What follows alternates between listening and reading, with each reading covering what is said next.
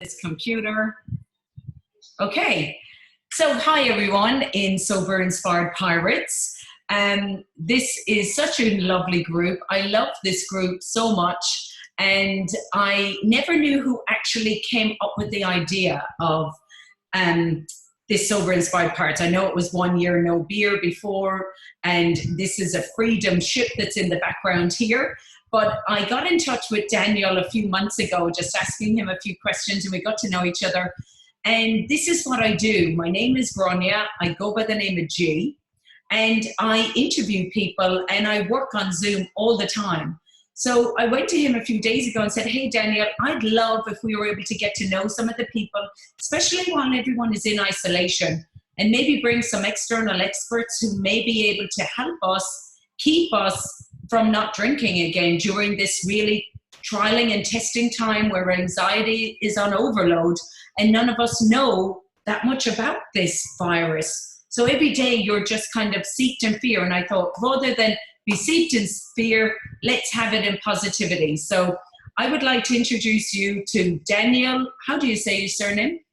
Sencier, Daniel Sencier. Sencier. Sounds very posh, very French. But I know a few things about Daniel Sencier. I know that he was born in London and then he grew up in Ireland. And if any of you don't know, I'm actually Irish, but I live in Australia on the Sunshine Coast. So Daniel, how long was it? Tell us a little bit about your life. So you were born in there, moved to Ireland, was brought up by your grandmother or something, you said, and then moved back to the UK? Yeah, my father's Belgian. That's how the name Sencier. And my mother's from the south of Ireland. It was after the war when they met. They were both working in a pub in London. My mother was a dancer and my father was the bouncer. Oh, that rhymes. They met and there was a bit of a fight in the bar where some Polish sailors pulled my mother off the bar and my dad dived in to sort them out and I was born 9 months later. Love it, love it. So how many brothers and sisters do you have? Yeah, I've got 2 brothers and 1 sister, and shortly after I was born I was taken over to Ireland where I was brought up by my grandmother. A heavy drinking country. Yeah, I'll vouch for that one. And then when I was about 6 years old, I moved over to back over to England. And yeah, if I had to guess at the first drink I ever had, it would be pretty difficult because I can remember drinking even as a child. Well, look, in Ireland, they used to say that Guinness in the baby's bottle would actually help them. I remember when I turned 12 and 13 and then things started as a woman, you start having a period. I remember my mom giving me a brandy. It would help with the pain. So I'd be like, this is disgusting. And I would have a little brandy and I would put myself on the puff to get my stomach sorted. And I'd be drinking a little brandy at 12 and 13. So tell me a little bit about your drinking. So you can't remember when you started, but when did you really, were you like me and drinking from the age of about 13 down the fields and having a few hidden drinks? My father used to come home from work and he used to pull all the change out of his pocket and he'd see me sitting there and he'd throw this change on the table and he'd say, here, imbecile, because that was his pet name for me. Here, imbecile, buy yourself some cider, put yourself out of your misery. And so I was drinking cider between the age of 12 and 15. And after that, I joined the army and I didn't, blimey, we drank our way right through military service. And I've been a drinker all my life. Some of my best memories, or lack of them, yeah, I know that one. All revolve around drink. It's quite incredible how embedded it is into society in Ireland, in the UK, all over Europe, really. You know, if you're not a drinker, you're pretty much an outcast. Well, you're just boring. You're just like, you don't want to talk to them. They don't drink. What's wrong with them? Maybe they're an alcoholic. Maybe they had that, you know, and it's just, there must be something wrong with you if you don't want to drink. it's Yeah. seen by society as don't invite her because she's boring. Yeah. And I'm amazed that I got to this age because, well, it was when I was about 55, I decided that, you know, I've got a serious problem here. I'm not going to last a lot more years if I carry on at the rate I'm doing. So I know that you were married and you have 5 girls. I've got 5 daughters. It's a bit more of a complicated story than that. I'll tell you more about that when I get to know you better. Okay. So were you drinking, like, how was married life and kids? Like, would you say that you were someone that needed a drink every day, or were you a binge drinker? What kind of drinking habits did you have? Yeah, I was probably a binge drinker, but I drank most days, but not to the point where I got drunk. You know, it was only 2 or 3 drinks in the evening, like a lot of people, thinking it was just very normal thing to do. Okay. So why did you think that that was a problem? Because everyone, my dad drank every single day. He would go to the pub in Ireland at 20 to 11 at night. Yeah. Every 7 nights a week, and have 2 drinks and 1 when he came home. So he was 7 nights a week drinker, but that was just normal. He wasn't an alcoholic, people would say. No, well, I'm from a generation where alcoholic, the term was never used really. It was just a normal part of life. It's only now that it's changing. They're changing quite big time now. But it was 2015 before I decided, right, enough's enough.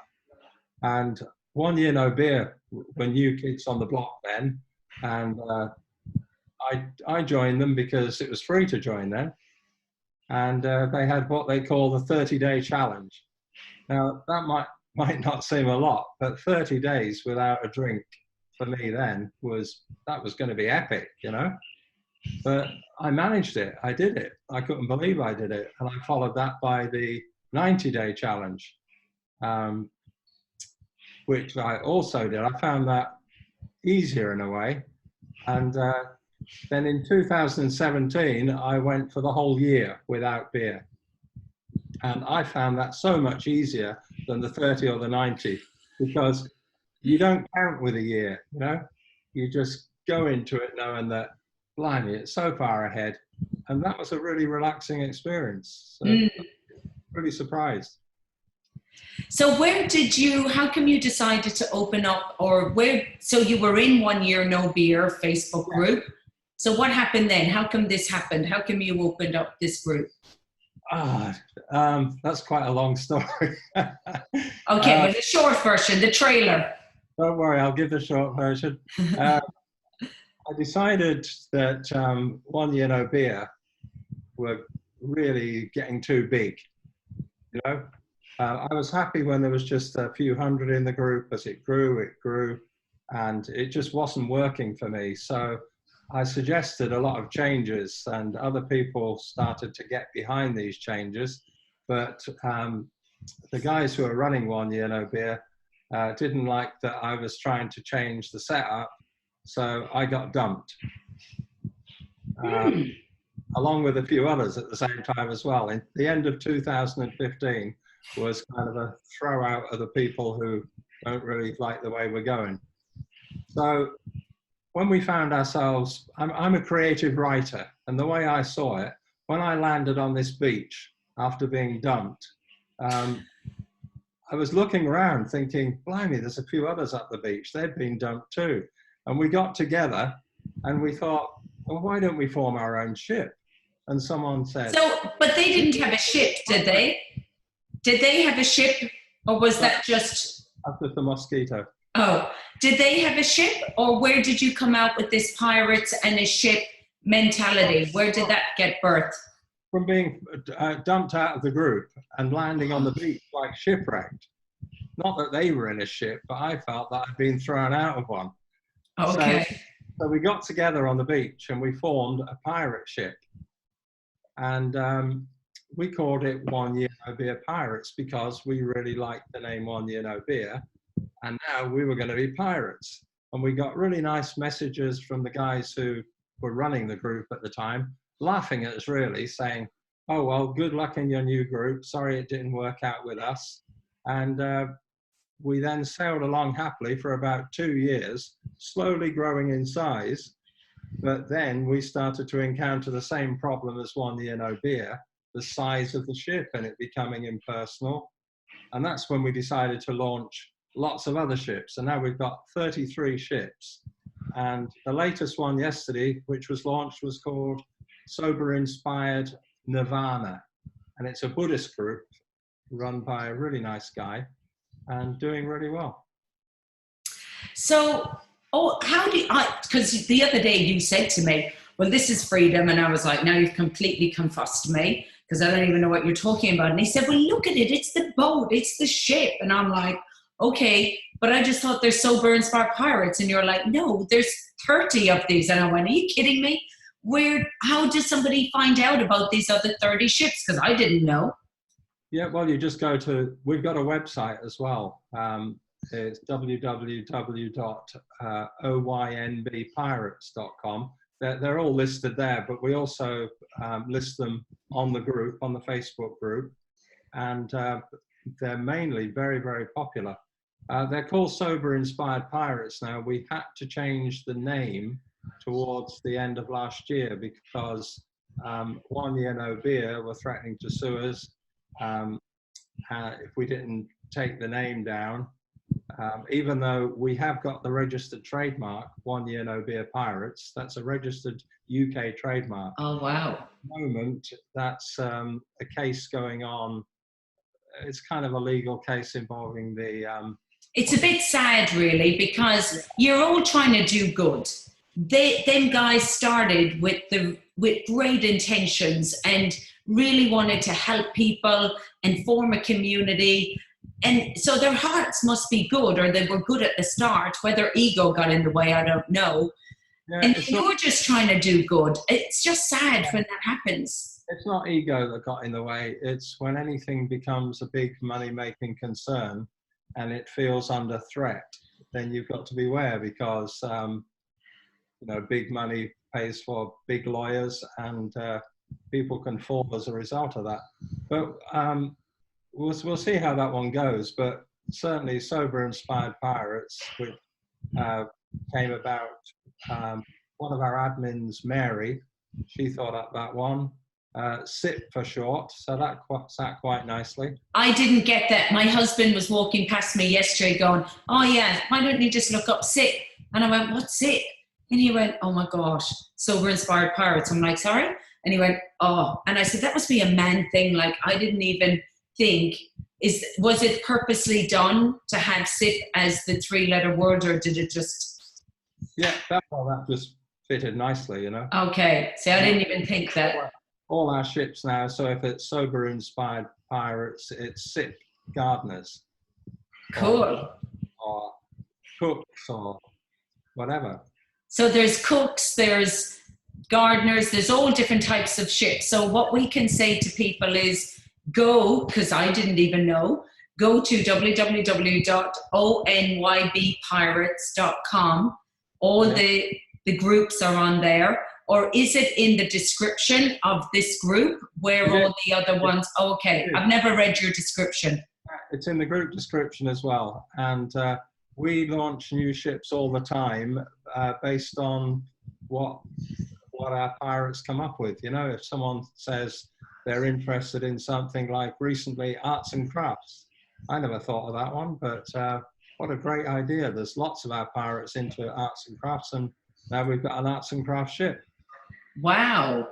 So, you know, I know you don't get paid to do this. So you've just said you're a content freelance writer. You live in Thailand, which is all very Asian and very exotic. And I know you're loving that with your new wife, who I just met then, who seems like such a beautiful lady. She's trying to help the two of us with Google Hangout. So where do you see Sober Inspired? Where would you like to see this go? Do you think you're going to continue on with all of these and help us keep sober? Well, yeah, sure. I mean, it'll go on until I drop, but and probably then after. As to how to overcome the size problem, we can launch ships, and that keeps it small. But with a group of over 4,000, we could be by this time next year maybe nearer 10,000. How do you keep that intimacy that you once had on a ship with 100 people, unless you keep launching more ships? You know, I'd welcome ideas from anybody on that going forward. But I never want to make this a group where we charge a subscription. I'd like it to be a free group to all, especially because not everybody can afford to get help when they're. So can we donate if we wanted to donate? Because I know you're doing this out of your love, but I know that it costs to keep the website going and different things like that. So if any of us wanted to donate, because I didn't even know that till just now, how would we be able to do that? Yeah, on the website, we've got a button for donations, and we get donations occasionally. And okay. That has helped hugely with the cost of building the website, because can you imagine me building a website? No. I could build an A4 pad, but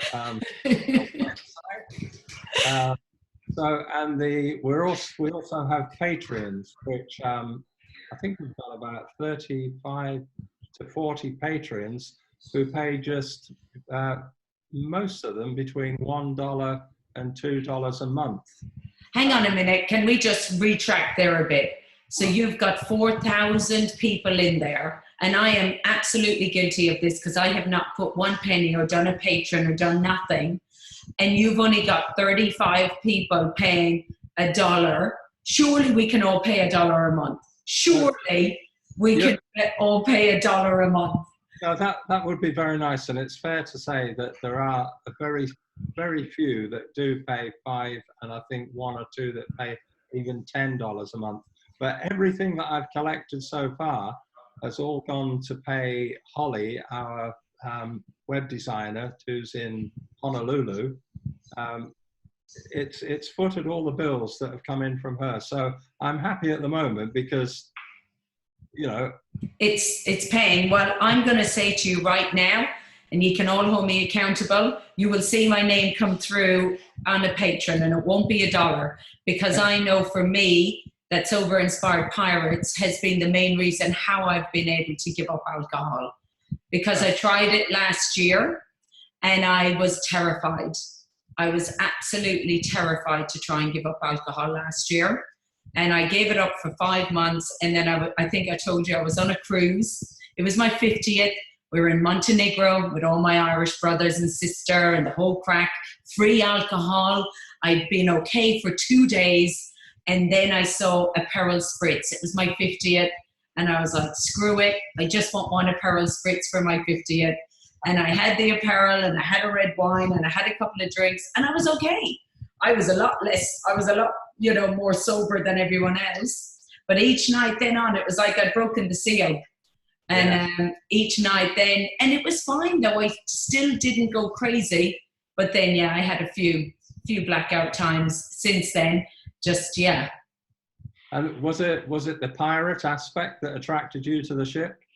No, it was when I came back, and that's why you would ask. I actually lived on board a pirate ship like this twice for 2 years. I couldn't believe that when you told me. Yeah, so the first time was when I was 22, and I was just moved to Australia as a backpacker, and got a job living on board as a cook. Winged being a cook. I had never been a cook. I'd been a cook in a tiny part-time thing. So we lived on board, it was great. And then the next time I sailed the world on board Eye of the Wind, and we made a movie called White Squall. And I was basically, all over the Caribbean, South Africa, South America, Europe. And I was the cook on board the ship. Yeah, that was a lot of fun. So you were always going to be a pirate. I was always, and hey, I did the typical pirate thing. We would get off after 23 days at sea. We landed in Barbados. Our legs were like this. We're walking down the street looking like we were so drunk because we had sea legs. And then 3 hours later, we were that drunk because we went out and did what pirates did and went and found the first pub and literally fell back onto the ship. Yeah, brilliant. That sounds like things people dream of, that. 2 years on a real pirate ship, if you know what I mean. Look, it was a lot of fun, but as I said to you before, you start to learn. Because I was the cook, I was on all the watches, so the 8 to 12, the 12 to 4, the 4 to 8. So by the end, I knew who was having a shower, who wasn't, who was changing their clothes, who had decided that they were just going to go a bit feral when they're at sea. And I was like, I know too much information about these people right now. I need to get off this boat. And I was very glad when I saw land at the Cape Town. We were against the winds for 24 days, and that was very, very scary. And I cried when I actually saw land then, and I went, okay, I'm getting off this now. I don't want to cook anymore. Everyone was getting burnt.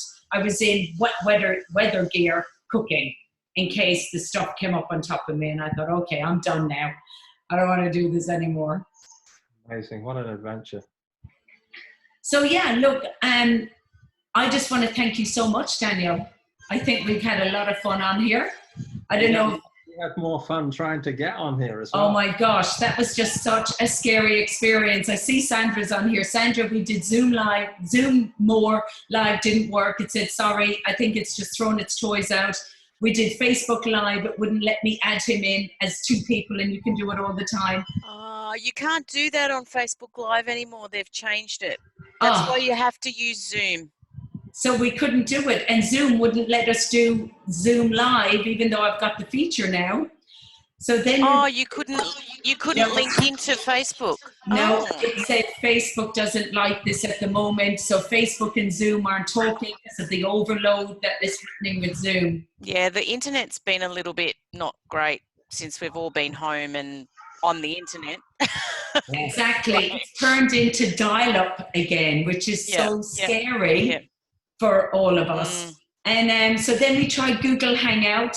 That's something I'm investigating. Then I did BeLive.tv, came up, but his voice wouldn't work on his microphone. Oh my goodness.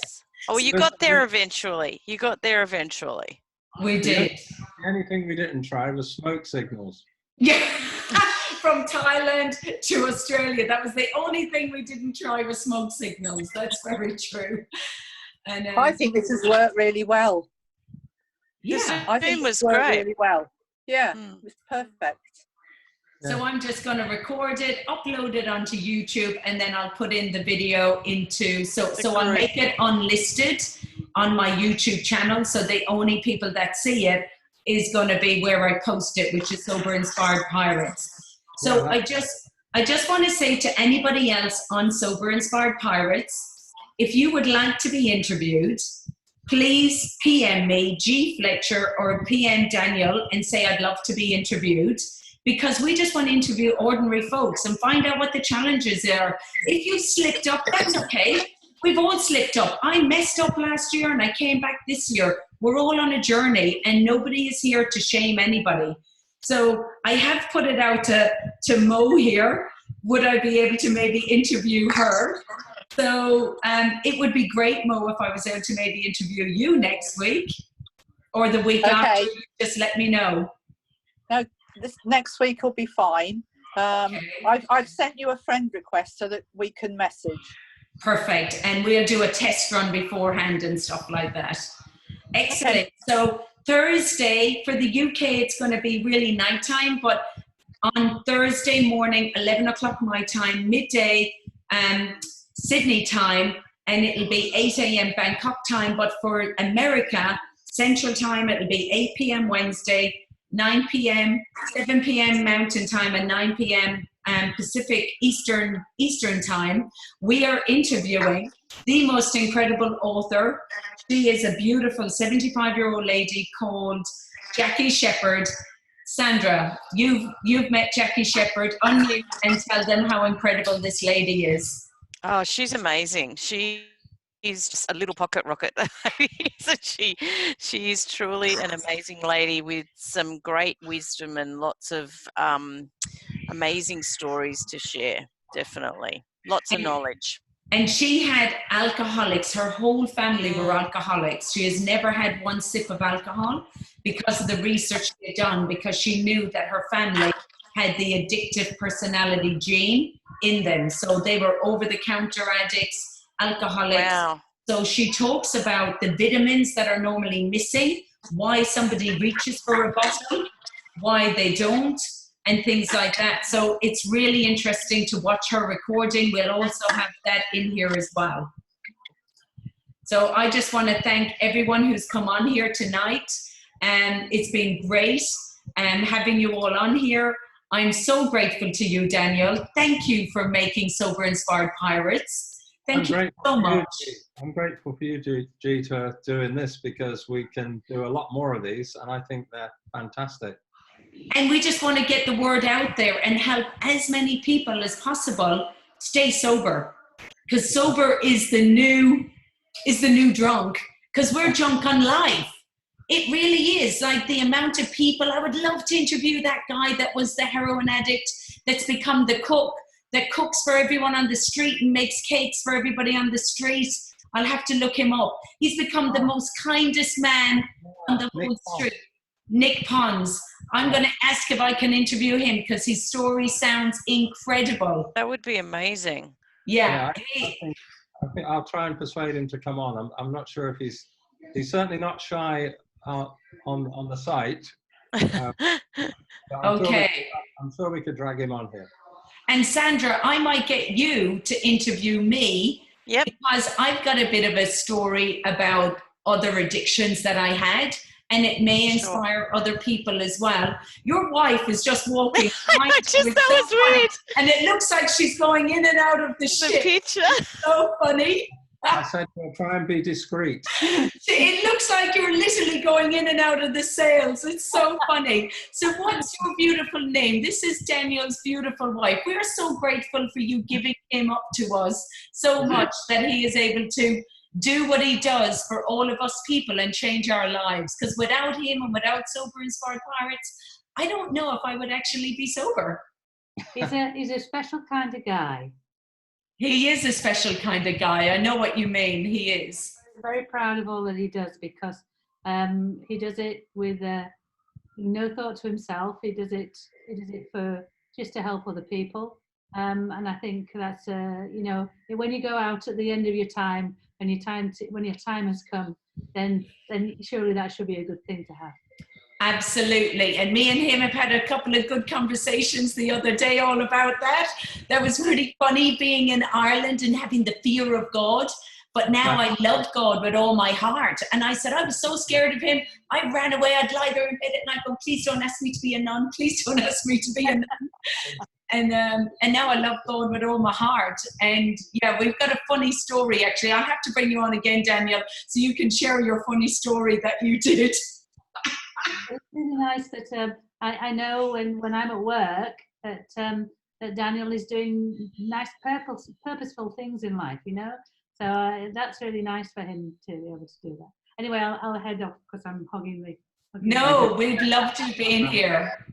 Okay. So thank you so much. Thanks, Sandra, Joe, and Chris that was on. Thanks, Mo. I'm going to interview you next week, Mo, at this time. Maybe next Thursday, Sandra, you could interview me. Or next Tuesday, I'm going to do Mo. On the Thursday night, it's going to be 11 o'clock your time, Sandra. Maybe you could interview me if you can cope. You'll have a house full of children, but her children are good as gold. We can try. We can try. But it's okay if kids are running around. They can do TikTok. Yes. They'll be dancing in the background. Trust me. Don't encourage them. That's okay. I love your girls. She's got 4 girls. You've got 5, Daniel. Yep. Okay. I'm done. I'm not having any more. There's not going to be a 5th. No. Love you. Thank you, guys. Bye.